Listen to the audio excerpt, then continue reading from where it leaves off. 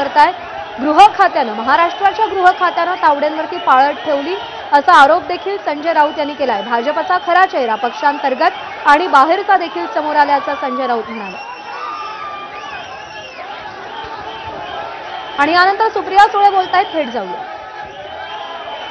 सगळे पैसे यांच्याचकडे, मग यांची सत्ता, यांचे पैसे कुठून येतात? आणि मला एक सांगावं, मला आत्ताच एक मनात प्रश्न आला की नोटबंदी भारतीय जनता पक्षाच्या सरकारने केली ना, मग एवढ्या नोटा येत आहेत कुठून? याचंही उत्तर, हा ब्लॅकचा पैसा कुणाचा आहे? मग 10 वर्ष झाली यांची सत्ता आहे, नोटबंदी यांनी केली, मग एवढा कॅश. आणि मी पार्लमेंटमध्ये हे बोललेले आहे की कॅश इन सर्क्युलेशन हा प्रॉब्लेम आहे. एकीकडे तुम्ही नोटबंदी करता, मग एवढे कॅश इन सर्क्युलेशन येतात कसे? आणि त्यातून भारतीय जनता पक्ष, म्हणजे मला अजूनही विश्वास बसत नाहीये की विनोद तावडेंवर हा आरोप होतोय. हे मला अतिशय धक्कादायक आहे, कारण का मला कधीच वाटलं नव्हतं अशी कृती भारतीय जनता पक्षाचे जे ओरिजिनल लोक आहेत त्यांच्याकडून कधी होईल. हे भारतीय जनता पक्ष 2.0 यांच्याबद्दल मी मन मोकळेपणे बोलते नेहमी, पण ओरिजिनल बीजेपीचे जे विनोद तावडे त्यांच्याकडून हे खरंच अस्वस्थ करणारी कृती आहे, जर खरी असली तर. हितनर ठाकूरांनी पैशाचे बंडल दाखवले, त्यानंतर की नाही हे पैसे त्यांचेच आहेत किंवा त्यांच्या मुलांना थेट कॅमेरासमोर डायरी दाखवली. राष्ट्रीय नेते आहेत ते सरचिटणीसपदाची केंद्रामध्ये त्यांच्यावरती पक्षाची जबाबदारी आहे. गेल्या अनेक दिवसांपासून चर्चा आहे की राज्यातल्या नेत्यांसोबत त्यांचं पटत नाही. आणि हितेंद्र ठाकूर बोलताना असं म्हणाले की ते 5 कोटी घेऊन आले, ते भाजपच्याच नेत्याने मला माहिती दिली. म्हणजे विनोद तावडेंना अडकवण्याचा प्रयत्न केला जातो किंवा हे मी सांगू शकत नाही, कारण का मला माहिती नाही काय झालं नक्की, कोणी कुठले पैसे आणले काय. माझा प्रश्न आहे या देशाच्या माननीय प्रधानमंत्र्यांनी की तुम्ही नोटबंदी केली, नोटबंदी कशासाठी केली? की ब्लॅक मनी जावा. मग हे 5 कोटी रुपये भारतीय जनता पक्षाकडे कुठून आले? कॅश येते. भारतीय जनता पक्षाने एवढ्या 5 कोटीची मुव्हमेंट विरारपर्यंत केलीच कशी?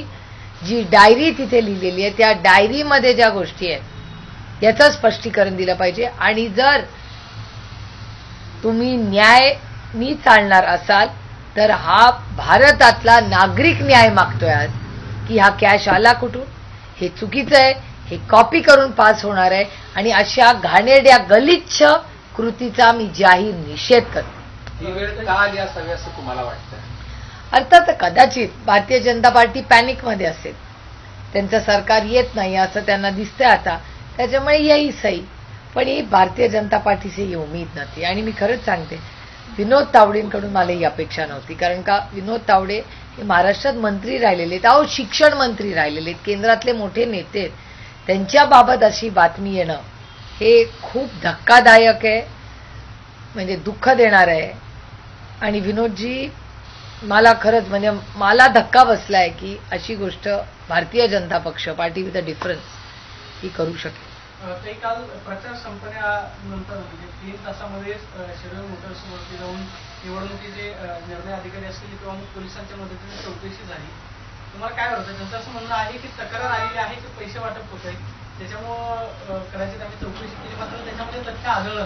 तुम्हाला असं वाटतं का ही कारवाई कोणीतरी सांगण्यावरून केली असं? मला माहिती नाही. मी भारतरत्न डॉक्टर बाबासाहेब आंबेडकरांच्या संविधानाच्या चौकटीतून वागणारी, कार्य करणारी एक भारताची एक नागरिक आहे आणि लोकप्रतिनिधी आहे बारामती लोकसभा मतदारसंघाच्या आशीर्वादाने. काल रात्री मला श्रीनिवास पवारांचा फोन आला की सुप्रिया पोलीस आलेले. मी माझ्या हातात जेवण होतं, मी माझं ताट ठेवलं आणि मी म्हणले मी लगेच येते. तो म्हणला मी पण घरातून निघतोय. ते झाल्यानंतर माझी मुलगी पण जेवत होती, म्हणली मम्मा तू रात्री कशी जाणार? सगळे ड्रायव्हर तोपर्यंत आम्ही सोडून दिलं. म्हणलं मी ती म्हणली नाही मी पण येते. तर रेवती आणि मी पटकन हात धुतला, ताटावरनं उठलो, पळालो.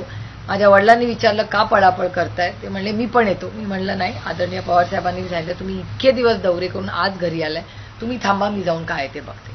तोपर्यंत मी तयार झाले. पटकन 2 मिनिटात आम्ही गाडी काढून मेढतला जायलाच निघालो. तेवढ्याच श्रीनिवास दादाचा परत फोन आला की नाही ते म्हणतायत की ते चेकिंग करतायत आणि आता ते म्हणतायत आम्ही सगळ्या गाड्या चेक केल्या, ऑफिस चेक केलं, काहीच निघालं नाही, आम्ही परत चाललोय. त्याच्यामुळे मी घरातून निघाले, अर्ध्या रस्त्यापर्यंत गेलेली.